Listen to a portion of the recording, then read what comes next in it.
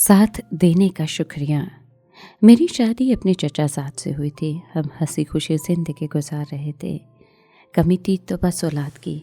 शादी के चंद साल बाद तो इसी आस में गुजर गए कि आज नहीं तो कल अल्लाह ताला हमें भी औलाद की नेमत से नवाज देगा। लेकिन फिर बरस पर बरस गुजरने लगे और ये खुशी झोली में ना आई। रिश्तेदारों ससुराल वालों ने हफीज़ से कहा कि तुम दूसरी शादी कर लो, मगर उनका हर बार जवाब यही होता था कि औलाद होगी तो नसीब से होगी, वरना मैं दूसरी शादी ना करूँगा। मैंने बहुत इलाज करवाया। मैं के जाती तो वालिदा इलाज करवाती और जब ससुराल में होती तो लोग इलाज करवाते। मैं दवाएं खा खा कर हलकान रहने लगी थी। रंग काला पड़ गया था, हाथ पैरों में जलन और मैदे में सत्यानाश हो गया था। वक्त गुजरते देर नहीं लगती, पलक झपकते 17 साल गुजर गए, मगर औलाद की आस अभी तक दिल में चराग की तरह जलती थी। हफीज़ की कैफियत का मुझे इल्म नहीं। वो मुझसे इस महरूमी का दुख हमेशा छुपाते और कहते कि मुझे तुमसे इतनी मोहब्बत है कि औलाद से महरूमी का दुख महसूस नहीं होता। वो खाते पीते घराने से थे, साहिब जायदाद थे, मगर कोई वारिस आंगन में नहीं था। उन दिनों मैं बहुत परेशान थी क्योंकि मेरी छोटी बहन इतरत के घर में एक और बच्चे का इजाफा होने वाला था और मैं अभी तक वैसे ही बेमुराद थी। एक दिन उससे मिलने गई तो वो आने वाले बच्चे के लिए फ़्रॉक सी रही थी। अचानक मेरे दिल में एक कसक सी हुई और आंखें छलक गईं। इतरत का दिल भी दुख गया। उसके यहाँ चौथे बच्चे की वलादत मुतवक्के थी। उसने कहा, रंजीता क्यों होती हो, मुझसे जो है मांग लो। मैंने जवाब दिया कि अगर बेटा पैदा हुआ तो अपने पास रख लेना, लेकिन बेटी हो तो मुझे दे देना, क्योंकि उससे पहले ही 2 बेटियां उसके पास थीं। उसने हामी भर ली। खुदा की करनी के एक हफ्ते बाद उसको अल्लाह ने चांद सी नई बेटी अता कर दी, जिसका नाम उन्होंने तहमीना रखा। नन्ही तहमीना को मैं अपने घर ले आई, मगर सास ने इसको हाथ से परे कर दिया। नंदों ने ना भूं चढ़ाई कि पराई औलाद को हम क्यों पालें।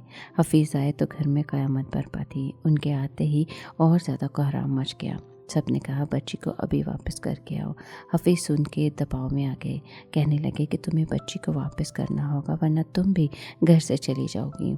मैं 2 दिन ना गई। शर्मिंदगी महसूस हो रही थी कि बहन को क्या कहूँगी, और बच्ची ऐसी प्यारी कि वापस करने को जीना चाहता था। तीसरे दिन बच्ची बीमार हो गई तो वापस करते ही बनी। उस हाल में वापस करने जा रही थी कि आंसू गिरते जाते थे और हिचकियाँ थीं कि ज़मीन और आसमान काम गए होंगे। तब इतना दुख कोई करे तो आहो अर्श तक पहुंच जाती है। खुदा की रहमत भी जोश में आ गई। मैं बच्ची को उसके वालिदैन के पास छोड़ आई और रोते रोते सो गई। तब भी किसी ने ना मनाया। जागी तो सब कुछ बेगाना बेगाना लगा, जैसे मेरे दिमाग को कुछ हो गया हो। ऊपर की मंजिल पर जाती तो नीचे बच्ची के रोने की आवाज़ें आती और नीचे जाती तो ऊपर से बच्चे की आवाज़ आती। 1.5 माह इसी कैफियत में रही। मेरी अजीब हालत थी। दिल घबराता, चक्कर आते। हफीज़ घबरा कर डॉक्टर के पास ले गए। उसने खुशखबरी दी कि आप माँ बनने वाली हैं। किसी को यकीन ना आ रहा था। खैर खुदा ने मुकर्रर वक्त पर मुझे खूबसूरत बच्ची से नवाज दिया, जिसका हमने नाम गुलबहार रखा, क्योंकि इस बच्ची के आने से हमारे घर में बहार आ गई थी। हर तरफ खुशियाँ बिखर गईं और वो मुकाम जो एक बांझ औरत होने की वजह से मैंने खो दिया था, मुझे मिल गया। नन्हे मुन्ने बच्चे की चाह करना और बात है, मगर उसकी परवरिश एक अलहदा मुशक्क़त है। ये जान जोखिम का काम है। औरत को अपना ऐशो आराम सब कुछ जो है बच्चे की परवरिश के लिए एक तरफ का रखना पड़ता है।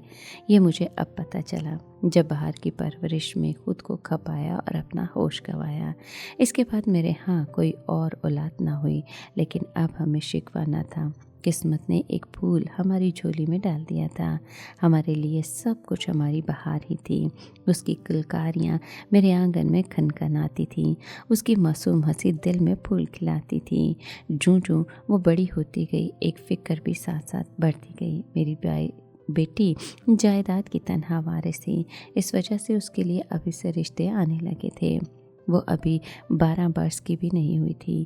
میں ڈرتی تھی کہ ابھی میری بچی کم سن ہے اور لوگوں کی نظریں ادھر کو ہو گئی ہیں۔ میں ہر پریشانی اپنی سہیلی سمرین سے شیئر کرتی تھی اور وہ کہتی، ارے بھائی تم ایک خوش قسمت ماں ہو، بیٹیوں والے تو برسوں اچھے رشتے کے لیے ترستے ہیں اور ایک تم ہو کہ ابھی سے تمہاری بیٹی کے اتنے اچھے رشتے آ رہے ہیں۔ اس نے مجھ سے کہا کہ ایک تو اچھے رشتوں کو ہاتھ میں رکھ لو، ان سے میل جول رکھو اور صاف جواب مت دو۔ کہو کہ ابھی باہر چھوٹی ہے، 1-2 سال بعد شادی کروں گی۔ اس طرح کے جواب سے جس کو واقعی رشتہ لینا ہوگا وہ انتظار کر لیں گے اور جس کو جلدی ہوگی وہ اپنی راہ لے گا۔ میں نے بہار کی بڑی توجہ سے تربیت کی تھی، کھانا پکانا، سینا پرونا، گھرداری کا تمام سلیقہ سکھایا تھا۔ سمرین کہا کرتی کی تھی کہ تمہاری بیٹی نہ صرف چندے آفتاب چندے ماہتاب ہے بلکہ سگڑ پہ اور سیرت میں بھی لاکھوں میں ایک ہے۔ کوئی قسمت والا ہی ہوگا جس کی یہ دلہن بنے گی اور وہ گھر میں لاکھوں میں ایک ہونا چاہیے۔ سمرین کی چکنی چپڑی باتیں مجھے بہت متاثر کرتی تھیں۔ مجھے یہ خبر نہ تھی کہ وہ خود ہماری دولت اور جائیداد پر نظر رکھے ہوئے ہے اور اپنے بھائی سے میری بیٹی کی شادی کرانا چاہتی ہے۔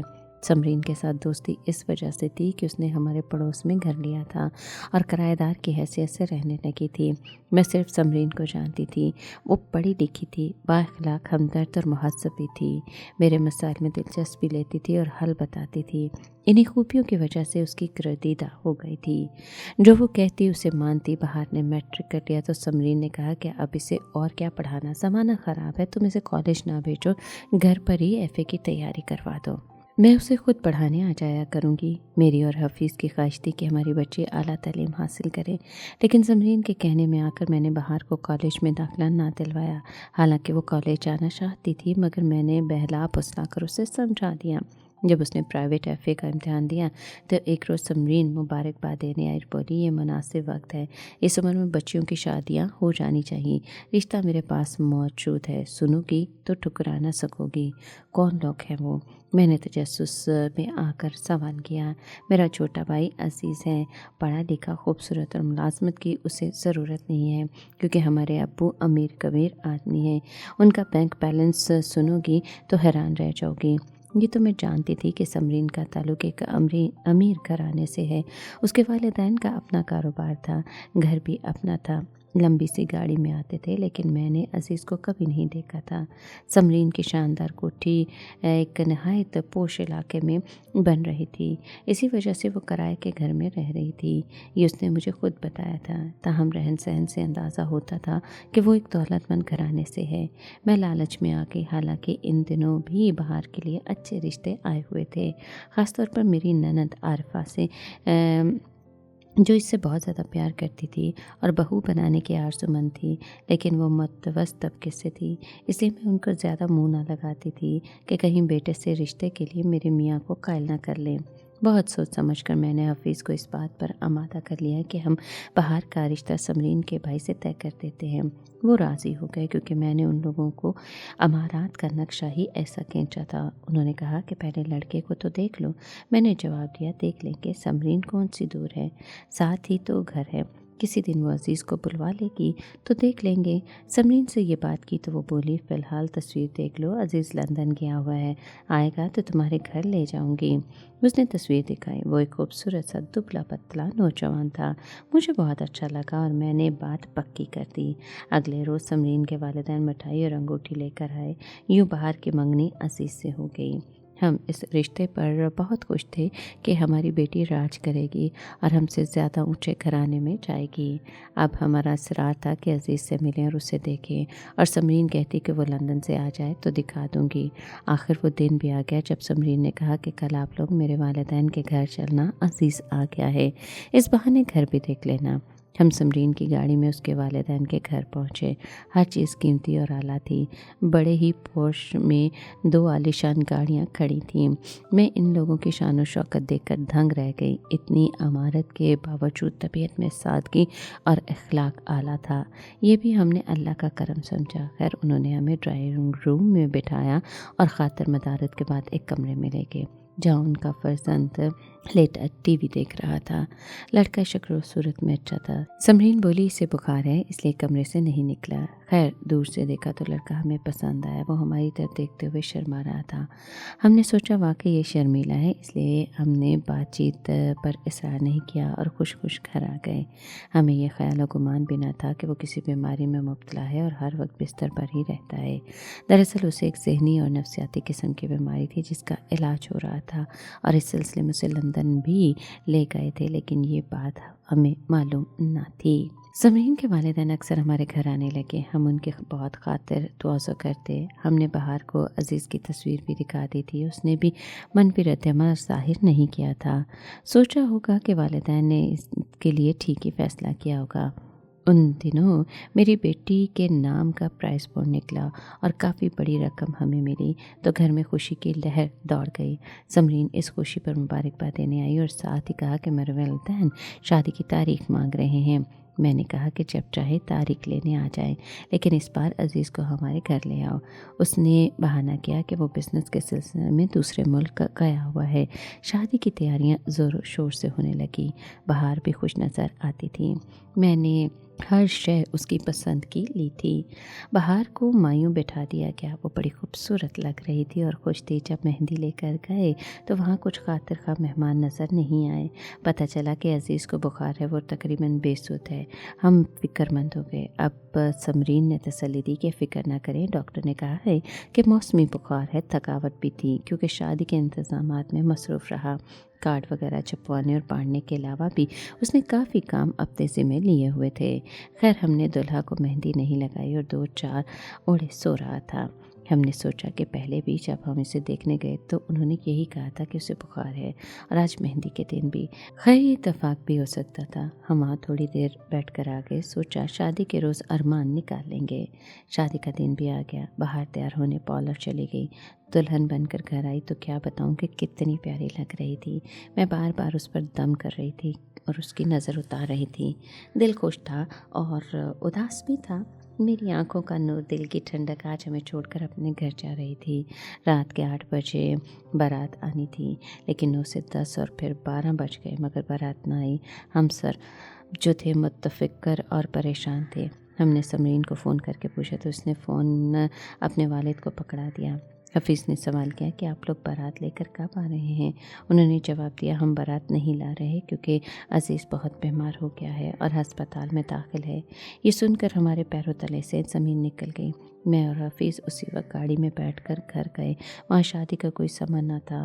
वो लोग उदास और परेशान बैठे थे। बिलाखिर उन्होंने बताया कि हमारे बेटे को नफसियाती बीमारी है। वो बैठे बैठे अचानक चीखने लगता है, फिर उसे दौरा पड़ जाता है। आज उसे फिर दौरा पड़ गया है। जब वो काबू से बाहर हो गया तो हमें मजबूरन उसको अस्पताल में दाखिल कराना पड़ा। हमने इसका काफ़ी इलाज करवाया लेकिन ठीक नहीं हुआ।